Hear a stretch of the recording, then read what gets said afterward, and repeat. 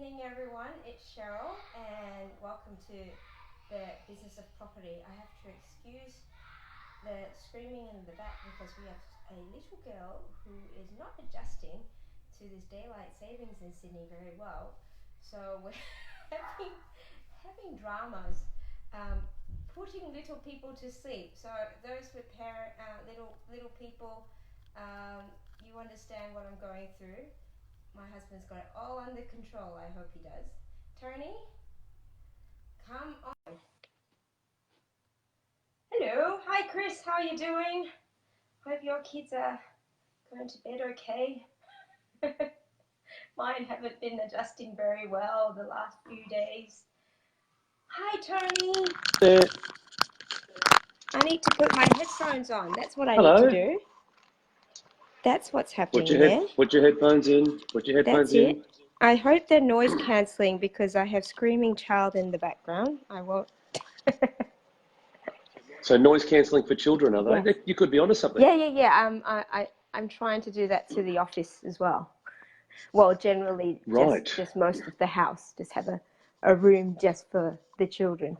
Is your hair getting shorter? Is that for me or is that for you, Tony? Is it for me? Yeah. Is it for me? No, my hair's getting longer actually. So. No, I'm actually tempted, Chris, to shave it off because it's at the point. That's the thing with short hair is that you need to maintain it more. I can't just put it in a ponytail. You do. Goro, how are you doing? Welcome. How are you feeling, Tony? I'm still about 85%, so I'm not 100%. So I'm going to apologise up front. I just finished a coaching call about half an hour ago, and I was barking and coughing and spluttering and carrying on. So working my way through it. Yeah, so that's okay. I'm up mentally. I feel good, but still got a bit of a cough and a bit of a runny nose. That's okay. It's the Ebola. Could be. Could be. The man flu. It's developed to Ebola. Well. Ebola, that's right. But you were an absolute trooper because you went to Melbourne and pretty much. Oh well, maybe I shouldn't have. Maybe I shouldn't have in hindsight. That's right. So yes, thank you. Sorry, carry on. It was a property developer network. Was it just a meetup or was it a sort of a weekend event? No, it was a meet up. So just the day. So I started my day at 4 a.m. on Saturday morning, goodness. and I walked in my door at about 12:15 on Sunday morning. So it was a full-on day. Wow. So I got the first flight down, last flight home, and then by the time I had to do all my bits and pieces and got home, then it was about 12:15. So it was a huge day, yes. And not the best way to be spending your time if you're not 100%, but. Nonetheless, it was a commitment that I gave to Rob a little while ago because Rob's daughter turned 18. Yes. And so Rob was doing the responsible thing and being there, looking after all the kids and making sure they behave themselves. Excuse me. He was actually joining in. He was actually joining in the party. Yeah, Rob's a bit of a party animal from what I hear. Actually, I spoke to him, and so his role was around cooking the snags, and then he was quietly stuck in his room, so he was behaving himself. Right, probably tuning in and doing property things, finding out what's happening with interest rates and property development, which is what a wonderful way to spend your Saturday night, right? The topic for the day. So feel free to cough away. Don't hold it in. It's all better to come out. I did post out a little bit of a Q&A sort of post this afternoon, and I had missed one. I apologize. It was about land tax, but before I posted up what today's topic was about, and obviously. The topic of sort of choice at the moment and going around what everyone's thinking about is what the effect of interest rates are going to have in the property market. Are we seeing sort of a bit of a rumbling of optimism picking up in the major cities? Sydney, Melbourne. I have to admit, I'm not entirely sure what's happening in Brisbane. So that would be, Queensland would be interesting to hear. From your aspect, because you've got a site and a few sites that are looking for buyers, and whether. Well, I think that let's just distinguish between my sites and the rest of Queensland, right? So, I thought. please don't determine what's happening in the general market with what's happening on my site. No. But that, I mean, it is. I mean, we are talking about Queensland in general, and of course, Yeah, sure. do your sites not epitomise what's happening in Queensland in general, Tony? No, they don't. No, they don't. Unfortunately, no. So that's okay. It's all part of the journey of being a property developer, That's right? exactly So just for those who are tuning in, wondering what the hell is this bloke talking about? So I've got 5 things that I'm trying to sell at the moment. I've been trying to sell them for a while, and before you get on there and say, well, hey, you could significantly reduce the price. Yeah, sure, I could, but I'm being a little bit flexible on my price, but I don't want to go too silly with it because I've also got subsequent stages in my both my developments. So it's all about, if this was the end of my development, then perhaps I may have a different viewpoint. But because I've got subsequent stages, if I go and reduce my price too much, then it resets the benchmark for future stages. So I'm playing the tightrope or the balancing act between wanting to offload some stuff, but also not wanting to go and stuff myself up into the future. But anyway, so yeah, so that's my sites. But look, I think generally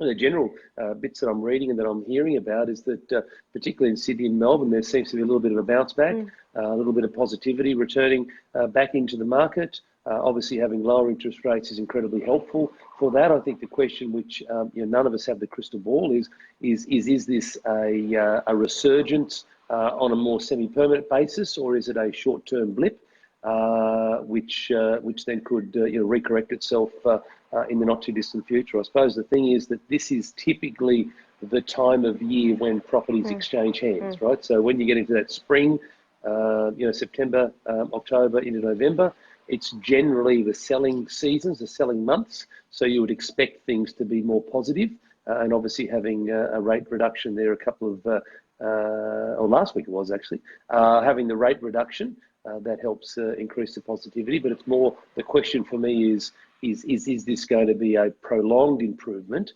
or is it going to be short-lived? And to be honest, I don't have the answer. Yeah. I don't think any of us do, but I mean, there's no denying that the media has a huge amount of influence on how the general public sort of views what's happening in the property space.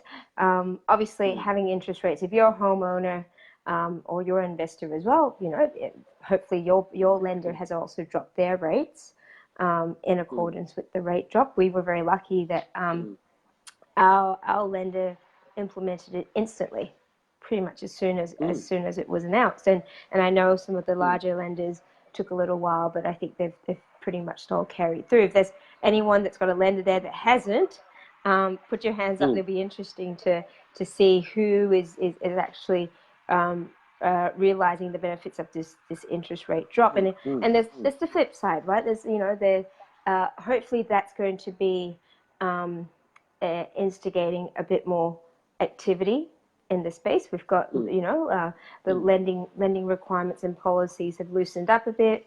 We've got lower interest rates. It generally would assume that it would lead on to more activity in the market. And if it's the timing as well, you're talking about spring. So I think we are seeing a lot better clearance rates in the major cities, which is fantastic. So it comes down then to how it's going to flow on from a development side. Is it the question I'm asking, and this is the forum for it. We're a community of developers or people who are looking to develop. Correct. Is it then the right time to be going into development?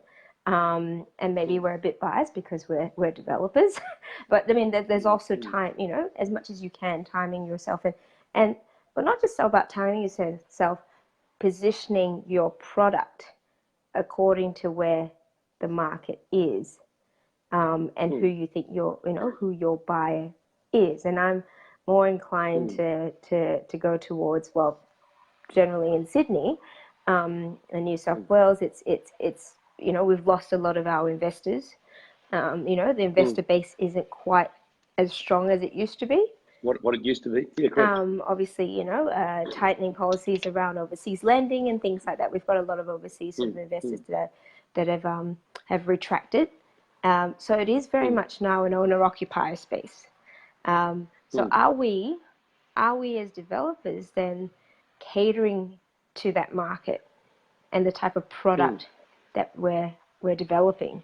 So are we finding ourselves, you know, is it a downsizing market? Is it a downsizing market? In which case, are they generally, you know, worried about interest rates as well? Because, you know, are they selling large houses, you know, and downsizing to where they're paying, you know, predominantly cash or whichever. So my question to you, Tony, would be, what are your thoughts in terms of how the interest rates are going to, you know, are going to follow on to development, and whether it is sort of a ripe period for developers to really be thinking about, all right, let's get onto this wave before it sort of picks up, or what are your thoughts there?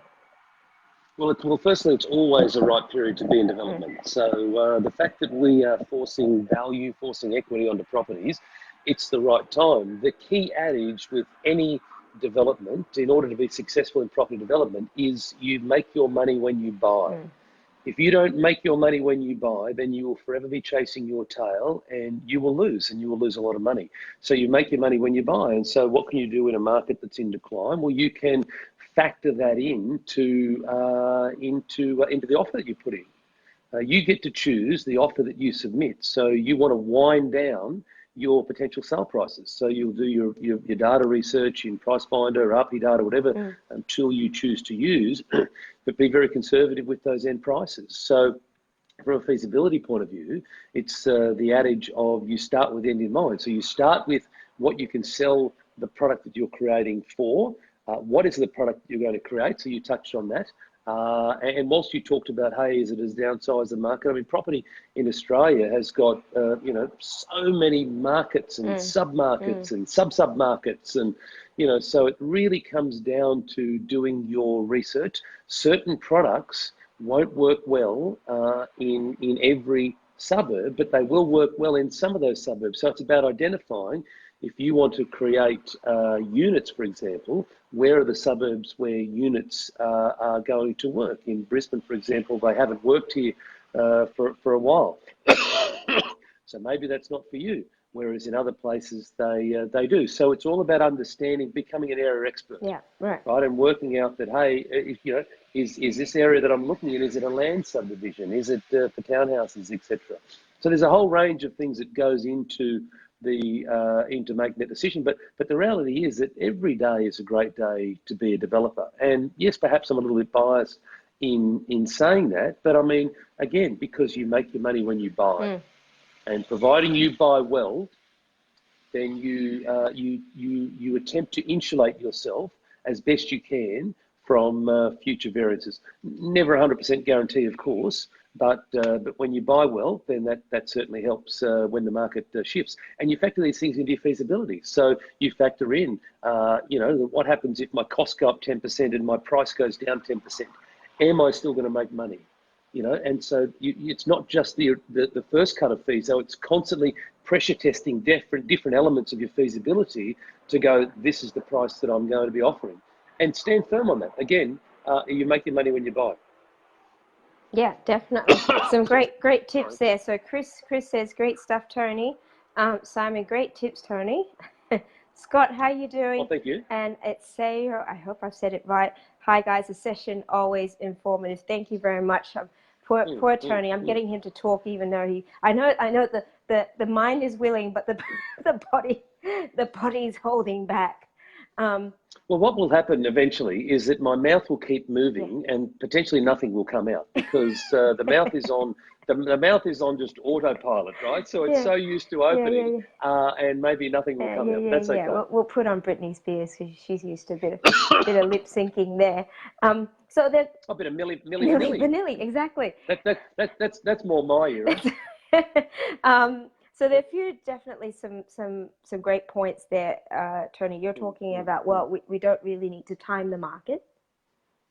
No need to time the market. No, but so you need to time the market with your strategy, right? So that is, not every strategy is going to work all the time in the same suburb, right? So you need to time that side of things, but there are opportunities from a development point of view. If you only have the one strategy, and we encourage people to just have one strategy, then find the place where that strategy is going to work. Right. So in Brisbane, for example, if you're working in the Brisbane Council, there's 190 odd suburbs. I know it's very different in Sydney and Melbourne, but find the place. So we talk about one strategy, one council, 3 suburbs, right? Particularly when you're starting off. One strategy, one council, 3 suburbs. Sure. Why one strategy? Because it's hard enough learning one, right?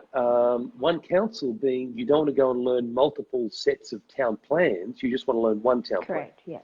Right, and then 3 suburbs being really narrow in your focus, right? But as part of your suburb selection, so let's say you go and select townhouses in the Waverley Council, which is in Sydney, is that right? Yeah. No. Yep. Waverley. And so then I've just made Sydney Council, yes. Parramatta Council. So then you go and look in the various suburbs that make up that council. Do they fit the townhouse strategy that you're talking about?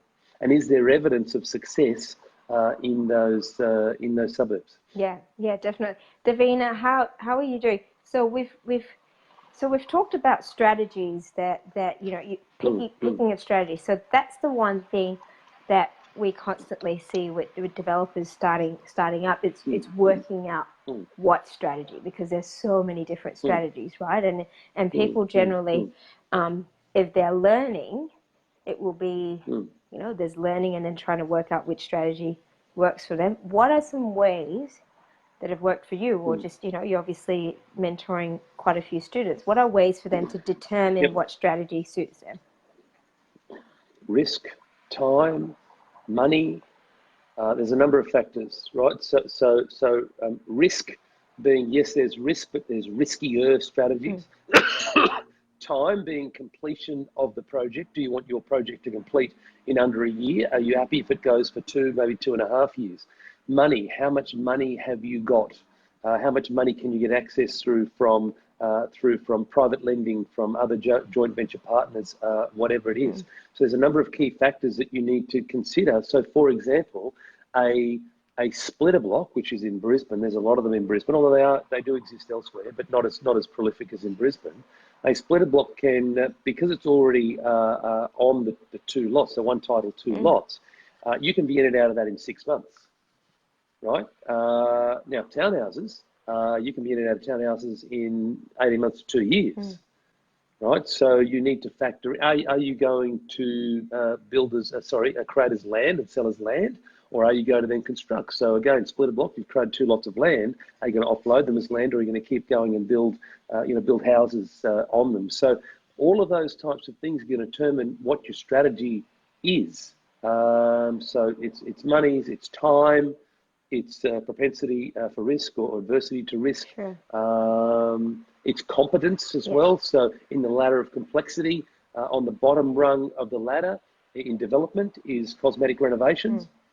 Right the way through to high-rise towers, so, and anything in between. So you want to pick something that you're comfortable with doing as well. When I say comfortable, we haven't done it before, right? But at least the other thing you can do is speak to people who are doing the strategy that you want to do. So one of the great things that about this Facebook group is that this is a community of property developers, and there's other network meetings and so on and so forth. But you want to ask people who are having success in townhouses, what is it that they love doing? What is it that they don't love doing? What are the positive things of doing townhouses? What are the negative things of doing townhouses? What are the considerations that I need to factor in? Do the same with every single strategy. It's a land subdivision. Do the same with that. Unit dwellings. Do the same with that. Land and then building. Do the same. Just constantly ask people to start to formulate an idea. Don't just look at all the positive stuff. Yeah. Right, because you can get caught up in the bright lights of it all. Actually, ask the questions on what are the negative things that I need to consider. So let me give you a real life example for me, and you know about this because we talk about this privately. But for me, I'm in a very large land which has got land subdivision. It's got townhouse building. It's got whole sorts of wonderful, shutting down roads and all sorts of wonderful challenges. it is taking a very, very, very, very, very long time. So why is that an issue? Well, it's an issue because I don't get paid until the end, right? And so you need to factor in your cash flow to sustain doing a larger development. Now, if you're starting out, then I certainly wouldn't encourage you go and do what it is that I do as your first deal. But you need to factor in all these types of things. If you choose to do a townhouse development, well, that's going to be 18 months to 24 months before you cash out. Can you sustain your lifestyle and pay your expenses during that period? And so it comes down to the question as well, then, is what are you trying to achieve? Like, what is your goal, isn't it? To help narrow down your strategy, because if you're happy to stay in, working and earning a good income, and what you're trying to do is create extra cash flow, then maybe the length of the project isn't so much a problem. Sure. Whereas, yeah, sure, absolutely. Well, I'd actually say to go. Sorry, you go, Cheryl. No. So I'm just saying, if we're helping some of the listeners here to work out in their mind, because there's always the question of, do I do a short term? Do I do a reno? Do I do a sub? Or do I do a joint venture?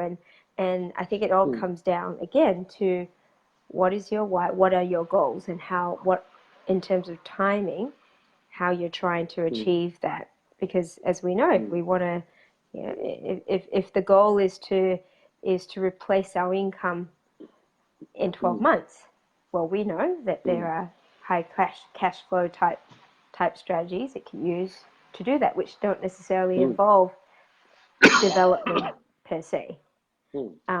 Whereas, and then there are others as well. Like I said, if you don't mind having, take advantage, and this is one thing, take advantage of the fact that you have good income and good serviceability. 100%.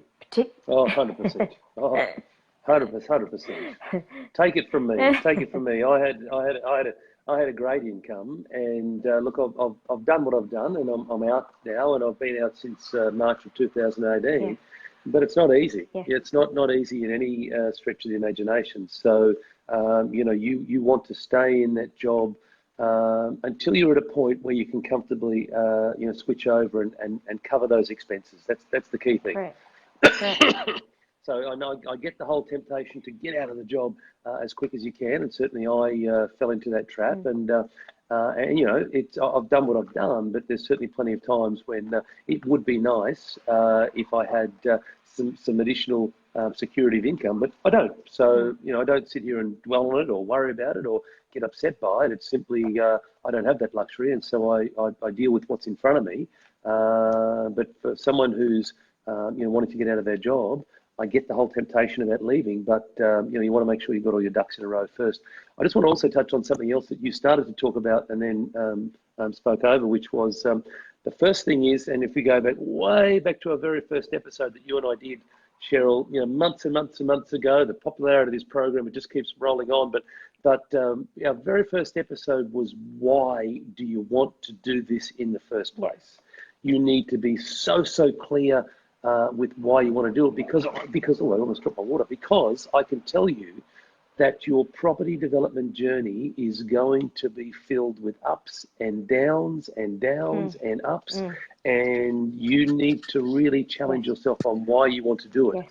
And you need to challenge yourself on, is it worth it? Is it worthwhile doing all those things? You can be incredibly successful in property development, but it's one hell of a journey, and take it from me, it is one hell of a journey. Yeah, it's not rainbows and unicorns every day, that's for sure. No, it's not. No, it's not. No, and so you need to be clear on why you want to do it. Now, and for me, so my way back when I started was to, quote unquote, to regain happiness by spending more time with my family, because back when I was working, I spent most of my weeks in an aeroplane and a hotel suite traveling around the country. So, I was very clear on what my why was to be able to get out of my day job. But you need to be very clear on, why you're doing this, because it is a journey and it's a long journey, and you need to love the journey, because if you don't love the journey, then it's going to be challenging and problematic for you. Yeah. there are quite a lot of nail-biting moments where, you know, whether it's back to the wall makes you think. You have to make it work. Yeah, correct. It's called resourcefulness. It's called resourcefulness. It's called, if Tony Robbins talks about, if you want to take the island, you've got to burn your boats. You know, so you've got to burn the boats that took you to the island, and that way there is you're not coming off that island without success. And so you've got to do what you can to ensure victory, and that's certainly how I approach it, how I approach my business coaching business as well. But I'm just saying that for others, if I can give some advice to people, my advice is don't necessarily follow my pathway. My pathway was an accelerated journey of 1,000 square metres to 1 acre to 2 hectares. So that's a pretty accelerated journey. And I'm just suggesting to people that if you're not up for it, then do it in a more methodical fashion. Yeah, yeah. And if you are going to be expanding so quickly, definitely have on board experienced people to work with. People who can guide you, mentor you, definitely utilize this particular forum and the community to reach out to people, ask questions, because we want to see people succeed. Development is not an area where you want to poo-poo people. It's because if you don't do well in a project, that could, you know, have a huge impact on your financial your financial position for many years. Financial future. I agree. And one of the things that I found way back when I first started, and again, for those who don't know my story, I started my journey in 2015. When I first started, I went to my very first property meetup in Brisbane, on the north side of Brisbane, in May of 2015. And I was blown away by the supportive, collaborative nature of the people in the community. I just couldn't believe it. And I kept questioning myself. I was a little bit skeptical early on, going, there's got to be a catch here. These people are too nice. They're too friendly. They're too supportive. They're too helpful. What's going on? I was a little bit wary. Correct. What are they trying to sell me? And all these sorts of things that I was going through. And what I learned over time is that because in property development, they talk about your team, right? So you may do it on your own, but then you've got a team of consultants, professionals around you. But in a lot of cases, you're doing it on your own. And so the great thing is that these types of network meetings or forums like yours, groups like yours, is a great place for all these people to come together and to help each other, collaborate, share, support. And I have just found it the most wonderful, wonderful community. And I'm involved in a few other communities now, but I've just found, my whole journey, the people that I have met have been incredibly supportive, collaborative, and want you to do well. It's really quite special. So if you're starting out and you're saying, my goodness, all these people are so helpful, and here's this bloke and this lady on a Tuesday night and they're giving up their time and it's for free and all this sort of stuff. It's like, you know what? It's actually our version of paying it forward, because there were people back when I started that gave their time for free for me to help me out, and the least I can do is then repay the favour to other people. Yeah, definitely.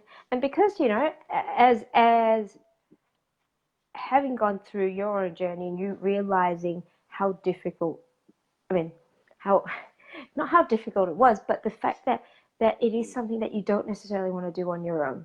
It's not something that you want to do on your own. And I always encourage everyone in the community, ask questions.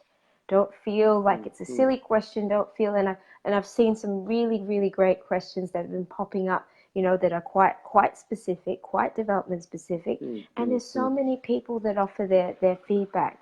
I think that's fantastic. It really is fantastic to be able to feel that people are there to have your back. And yet, you know, sometimes if there's anyone here that feels a little bit nervous about putting themselves out there for fear of looking foolish or whatever, I mean, you know, feel free to send me a private... Do a Facebook Live and you'll work your way through that pretty quickly. Yeah, exactly. or send me a private message. I've had lots of people that do that. You know, I don't necessarily encourage everyone to do it, because it's more about getting other people's input into it as well, because, you know, my knowledge, you know, your knowledge, my knowledge is restricted to what it is that we know, but there's some really, really, you know, experienced, knowledgeable people in the group that are able to help you 100%. move forward, or at least point you in the right direction. Not forgetting, 100%. this is Australia. 100%. This is Australia-wide. So I know we've done development in New South Wales and some in Victoria, but what's happening in Adelaide and in Brisbane and in Perth and all, the other regional centres, different. Correct. Different. And you've done a great job, Cheryl, in creating a culture where you're encouraging people to ask those questions. And it was, it was written in the Bible, which is ask and you shall receive. And so ask the question. Give yourself half a chance, right? If you don't ask the question, then I'll give you a guarantee. You're going to get 0 responses, right? So if you ask the question, if you put yourself out there, you actually have half a chance of people coming back and helping you. So I would strongly urge people out there to ask, and you at least give yourself half a chance of having a response that could be the answer that you're looking for. Or as you said, please feel free to private message, Cheryl or myself or other people as well. Yeah, definitely. I'm just going to, I know a few people have hopped on. Speaking of questions, yes. are there any questions? I was going to ask, are there any questions? There you go. It's a lovely segue. Corn, I hope the children are asleep, and I'm sure you handled that well. Lucy did ask a question, and this was a private message. So she's looking at, it's not so much a development, but a commercial property. I'm not sure if you've dealt much with commercial property, and if there's anyone here that's listening, looking at renting a larger commercial property, and not so much subdividing, but segmenting, sectioning that up into smaller parts and subleasing it out. So if there's anyone here that's listening and has some experience around that, please let me know. A good person to speak to that I know is Mish Daniel. Oh, okay. Mish Daniel, Daniel. Yes. So if you a question around commercial, then reach out to Mish. Okay, good. Let her know that I sent you, and she'd be only too happy to help. So Mish Daniel. Mish Daniel. Okay, excellent. Thank you. See, just ask and something's going to come up. So there you go. Simon's asked, what are your thoughts of developing in other states? Tony, you can start. So let me give you a story. So I spent some time with someone on Thursday last week, and actually Friday. My apologies. Friday I did a coaching session, and this particular person had done a renovation. She's in Brisbane. I'll give it away, or given the gender away. She's in Brisbane. She did a renovation in Geelong, and she made $44,000 by doing it. And she never left the state, never saw the property, and she did all that from her home office. Right. So the question is, what are my thoughts on developing interstate? Well, it's possible. It's possible. So let's talk about how is it possible, right? So I touched on it before, that to be successful in property development, it's a team sport. So I would encourage you. Now there is a backstory to this example I gave, and that is that this person had done a prior renovation project in Geelong and already had a team established. So what you can do is, if you identify your area, is you can go into that area, and I encourage you to travel down to the area or travel up wherever you are and meet the various people that would form part of your team, the town planners, the civil engineers, the architects if you need them, so on and so forth. Understand one council, so understand the one council town plan, establish the team, a civil contractor as well, and then you can manage these things remotely. I mean, we've all got, the world is such a small place. And so, whether it be you can do things via the camera, via, not Facebook, but FaceTime, etc. So you can see things. So perhaps a consultant can show you something if you're not in that state. Hey, look at this, or what do you think here, or whatever. So there's plenty of ways that you can do it. There's so many computer programs, web-based programs that enable you to do plenty of research. There's Street View. There's near maps, there's all sorts of stuff that you can get all the analysis and all the information you require without having to leave the comfort of your home office. Yeah, I agree. I'm still, like I said, I still recommend definitely flying down or flying up or flying to the location. Oh, yeah, So you absolutely. get a real good sense of the feel of the Of area. course. There's nothing to get a sense of who's buying and what activity and how much activity. Speak to agents. Yeah. Speak to agents. Become an area expert, right? So one of the things that you need to do early on is you become an area expert. So again, I talked about 3 suburbs earlier on. So narrow down to those 3 suburbs, and then you want to be an area expert. And how do you become an area expert? Well, you can do it online. You can get a whole range of pricings and see what's selling, what people are producing. But you can't beat getting in your car, or if you're interstate, traveling around. And speaking to agents and going to open homes and seeing what's happening and seeing why is something on this side of the street selling for 10 or 20 grand less than on this side of the street, or 3 streets over, or what's that there? Oh, it's near an electrical substation, or it's near a school, or whatever it might be. You don't get the true sense of it until you're on the ground. But once you go down and on the ground once, then there's nothing stopping you from doing this stuff remotely. And I know plenty of people who are down your neck of the woods in Sydney who are developing up in Brisbane. So it's possible. It can be done. It does require some trips up, but you don't need to be sitting there hovering over your development site. For example, my site's an hour north of where I live. I don't go there. I probably go there once every 3 weeks. So, I don't need to be there every single day because, and to be honest, quite frankly, I would be a hindrance at the moment because the civil contractors are doing all sorts of stuff with big machinery and whatnot. So what value can I add? I mean, these hands have never worked outside pretty much in their life. So, so there's zero value that I can add, right? So, so yes, you can definitely do it when you're based interstate. Yeah, I absolutely agree with the technology that we have. I mean, I've had many a Zoom call with consultants interstate. Yeah, 100%. You can you send someone there with a video, WhatsApp. Don't be afraid. But I do highly recommend it. Like as what Tony said as well. You do want to see the site to get a real sense, or be in the area to get a real sense, because as you say as well, there's some areas that for some reason aren't as desirable as others. So you want to make sure that you're targeting the right area and the right market that you're selling it to and what their needs are. Correct. And let's start with the end in mind, right? So let's start with the end in mind. So what is it that you're going to be creating? What is it that the market is going to want to buy? Is it 3 beds, 2 baths, 1 car? Is it 3 beds, 1 bath, 2 cars? Just what is it? 4 beds? Is it what is it that the market wants? But again, that's about being an area expert. So any other questions there, Cheryl? Any other questions? Sorry, I'm just that's all right. Giving my voice a break.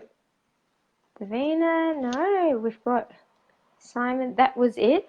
There was another question. There was another question earlier today about land tax. Around land tax. Land tax. Land tax. And land tax in South Australia. Correct. So I'm not familiar with what's happening in South Australia, to be honest. I'm not sure if you do.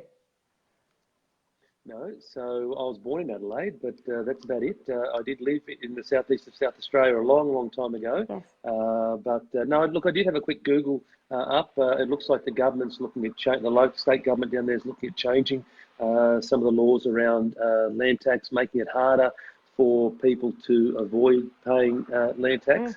Look, one of the things that I would say about tax is it's one of those things.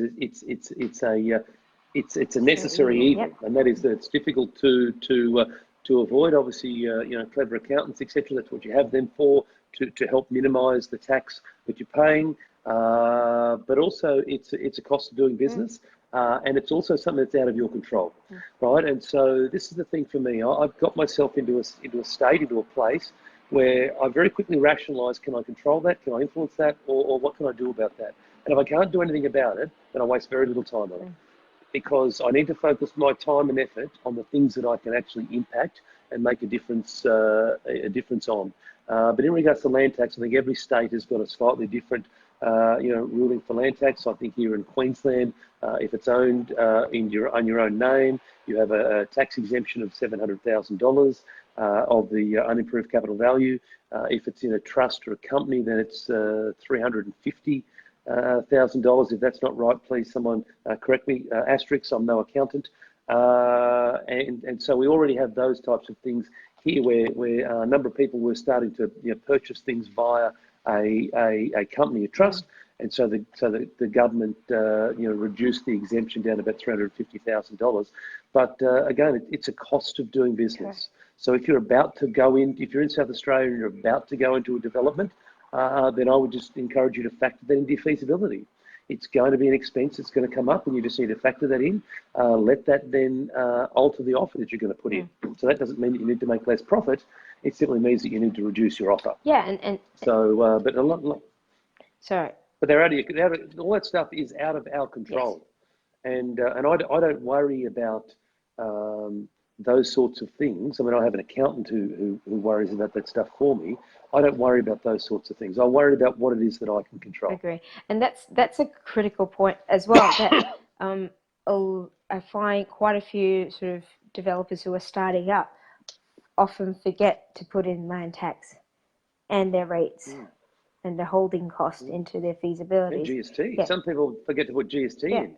GST is a huge cost, and if you haven't got it in, selling things using the margin scheme, then your cost is even greater. So you need to factor in GST as well.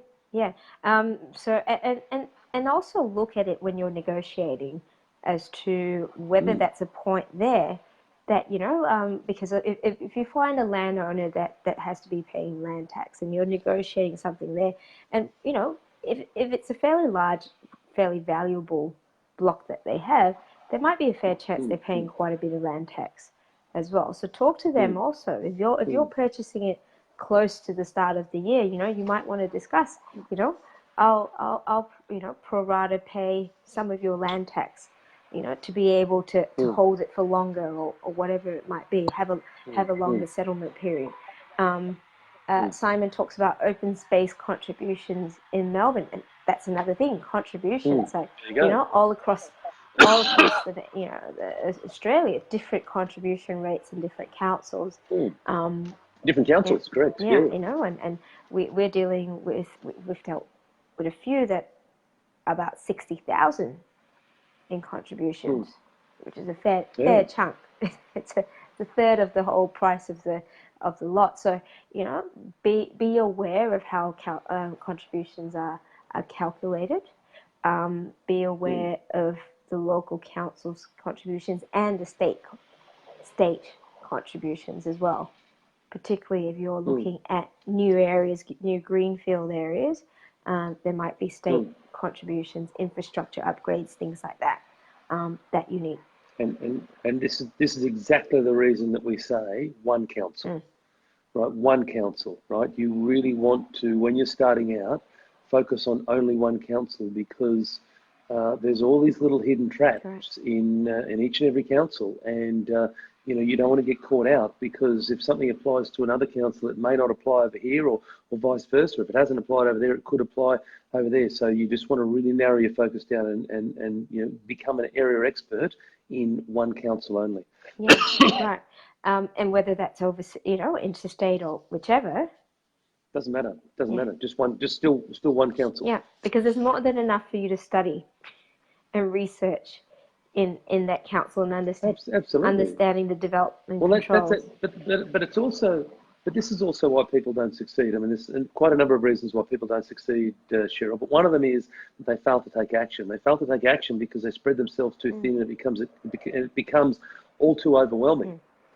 Right, and so the narrower that you're focused, the more that you can get traction. This is an active-based sport. It requires activity. It requires activity. It requires action. So if you can narrow down your focus and have lots of activity in a very narrow area, then you're going to get some traction. And when you get some traction, you're going to feel good about yourself, and you're going to want to have more traction. You're going to feel better about yourself, and you're going to keep moving forward, right? But if you've gone across, what's the saying? It's a jack of all trades, master of none. If you have spread yourself so thin, you're not going to get any traction, and you're going to throw your hands in the air and say this developing is a whole load of crap. It's a waste of time. I can't get any traction. And I see it. And what happens is people have a bout of FOMO. So fear of missing out. For those people who don't know what I'm talking about, and they think to themselves, I can't possibly narrow down to 3 suburbs, because what about that opportunity over there? Or what about that opportunity over there? Or this opportunity over here? Or there's an opportunity over here? And they go to a meetup, or they follow some different posts, and some will say, hey, we're having some success in a particular suburb. Oh, that must be the suburb that we've got to be a part of. Or, hey, we're having some success in this suburb. Oh, that must be the suburb. And they're chopping and changing and jumping. And you know, this is a narrow down your focus. Go through a process to analyze the data, right? And again, go back to the one of the original things we talked about around, you know, with markets moving and all that sort of stuff. You know, what do you do as a developer? You want to analyze the data, and you want to take the emotion out and let the data determine what you do. Narrow your suburbs down by using data, not by using emotion, by actually being able to quantify that these suburbs will work because of the analysis that I've gone and put in, not because you like the look of the suburb, you know, because someone else is doing something in the suburb. I'm not saying that it can't work. What I'm saying is do your own research before you start moving forward. Yeah, definitely. Any more questions? I can't see what actually the time is, Tony. Can you see? Oh, I can. It's 10 to 8, 10 to 9 where you are. That's 10 to 8 right. where I am. Sorry, it's daylight savings. That's right. It's mucked a few people around.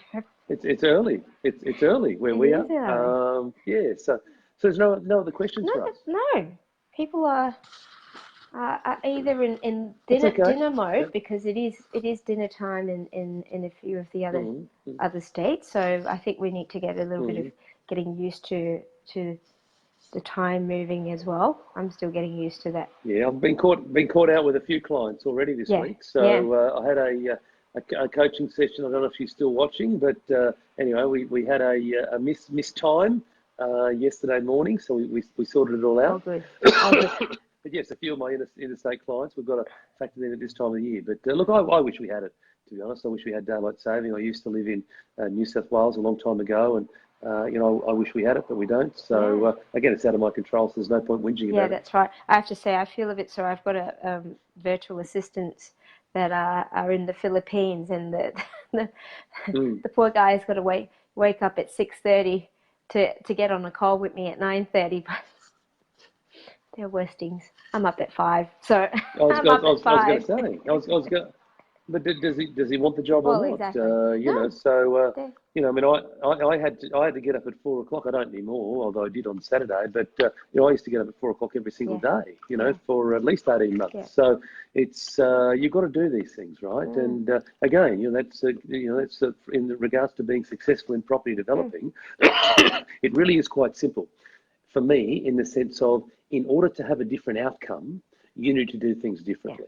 Right? And if you're in your job and you want to leave your job, and I get that, but you still want to keep doing the same things, going partying with the same people, watching the amount of Netflix that you do, you know, just relaxing as often as you do currently, and you expect to leave your job through property development, I've got some sad and sorry news for you, and that is it's not going to happen. So you need to do things differently, right? And you need to really challenge yourself on that, and challenge yourself on, if you're going to do things different, you've got to find extra time. And that could be wake up early. That's what I did. You mightn't be a morning person, so that's fine. You might stay up late. You might watch less television. You might not go out and party as much with your friends, right? But these are the things that you've got to do if you want to shift your circumstances and have a different outcome. Absolutely. But Gary Vee, the great Gary Vee, talks about if you want a 1% life, you need to act like the 1% act. Yeah. Right? So 1% life being the upper echelons of society, if that's the life that you want, you can't go and live like the masses do and have that as your outcome. You've got to do things very differently. And property development success is no different to any other business. And hence that's why we called it the business of property. Exactly. Absolutely. And each and every day, we talk about this at every one of our sessions, don't we, Tony? It's about going back to your why and every day improving yourself, that personal development piece along with your actual knowledge about development. They go hand in hand. They go hand in hand because we've spoken to many developers who are like, I have all this knowledge, I've been to all these courses, but I haven't done any development. No, and so here's the thing with that, right? So when I grew up, there was a saying which was knowledge is power. Now that I'm a lot older, a lot wiser, knowledge is not power, right? And knowledge is potential power, but it's not power, because if you know something and you're not doing something with it, right? So the old Chinese proverb is, to know and not to do is to not know at all. So if you know something and you've gone to courses and you've read the books and you've watched the YouTube clips and you've been to the meetups and you're doing all this sort of stuff and you're failing to put your left foot in front of your right, well, then you may not as well know at all. And so that's the thing with property development, and perhaps, because we're at the end, I won't get onto a rant now, but maybe next week I'll get onto another rant, and happy to talk about whatever people want us to talk about. But it might be around how do we actually put the left foot in front of the right, because the reality is fear is the number one reason that's going to hold people back. Now, fear of a whole range of things. Right? There's all sorts of different fears. Fear of criticism from other people, fear of failing, fear of success. Right? There's all sorts of fear. But what I'm saying is that fear is going to be the reason that holds you back. And that's why I focus heavily on the mindset. And that's why I focus heavily on, crashing through limiting beliefs, because, it wasn't until I got out of my own way that I started to have some success. And it applies to all of us. Right? We all need to work on those things. So you can know all the stuff you want, but it's until the rubber hits the road, until you start to take action, it's when you start to put that knowledge into practice that you get better at it, and then you give yourself a chance of being successful in property development. Yeah, definitely. So, Tony, to round things up for the evening, top 3 things that you want people to take away with them today. Gosh, we've talked about so many. We never talk about so many. So the first one is well, I have. The first one is, you touched on it, your why. Know your why. Know your why. So why do you want to do this in the first place? Because your journey will be up and down. If you want to learn more about know your why, go all the way back to the very first episode that Cheryl and I did on the business of property, and you will see that we talk about it for about an hour. So that's the first thing. In regards to, we talked about interest rates and the impact that it's having on the market. And from a developing point of view, what I'm suggesting is that you make your money when you buy. So you can actually buy into any market because we're forcing equity or value into the property. So, if you're a buy and hold investor, then yes, you want to be timing markets. But from a development point of view, then it's not as essential. And the third thing, look, it's a tough one, but let's just say take action, right? So whatever you want to do in property development, take some action. Now that action might be that you do want to do some research, and I'm not saying not to acquire knowledge or improve your knowledge, right? So that last little rant that I had, I want you to acquire knowledge and improve knowledge, but at some point you have to transfer that knowledge into doing something. Right? At some point you have to go across the precipice into actually doing something. And I can tell you, the very first property that I bought back in March of 2016, I was shit scared. I was so scared. And have I done the right thing? And all the stories that I told myself, right? And I'm not suggesting that it's any easier. I'm not suggesting that I don't still have some of the thoughts, but it gets easier, right? The more that you do something, it gets easier. It's not easy. Please don't misinterpret what I'm saying. It's not easy, but it gets easier. Yeah, absolutely.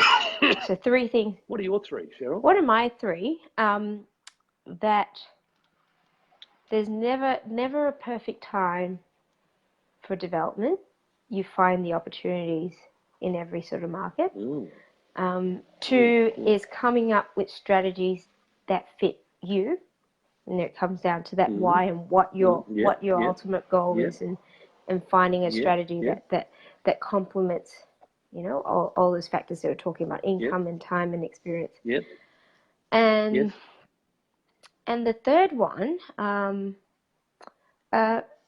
utilize the space.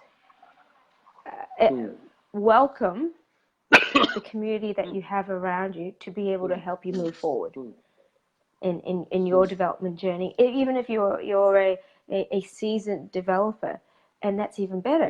If you've got all this experience and all this knowledge, I encourage you to share it around with the rest of the community here. So, you know, that's it. I love it. That's it. I love it. That's awesome. That's fantastic. Thank you. Do we have any more last comments or questions, Cheryl? Brooke Simon says, love listening to like-minded people. Thanks, guys. Thanks, Simon, for tuning in. And thank you, everyone, for tuning in. Thank you, Tony. Thank you. For I've made it. I've made it. You've done very, very well.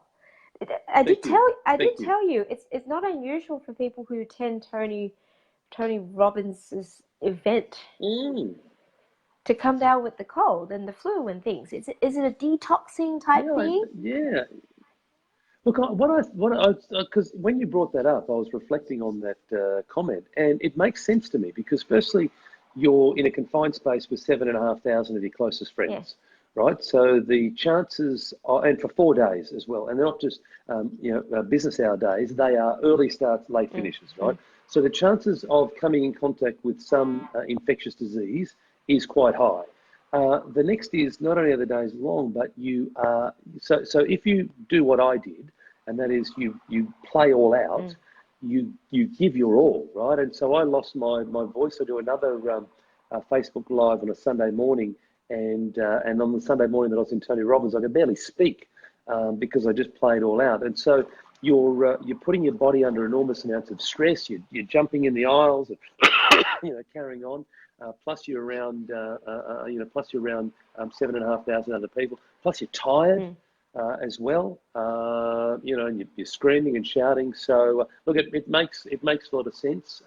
Look, it did knock me out at the start of last week, but sort of as the week got on, I started to slowly progress, and obviously went to Melbourne on Saturday. So look, I, to be honest, I feel good. I probably don't sound that great, but I do feel pretty good. About 85%. So not far off. Good enough for me to keep forging forward. We're back 100% next week. You better believe it. Excellent. Look out. Awesome. Thank you. And there he goes, coughing his lungs out. Thanks, Tony. That's it. I'm going to lose a lung. Thank you. See you guys. Thank you so much. I'll see you all later. Thanks for tuning in. Talk Bye-bye. soon. See you. Bye.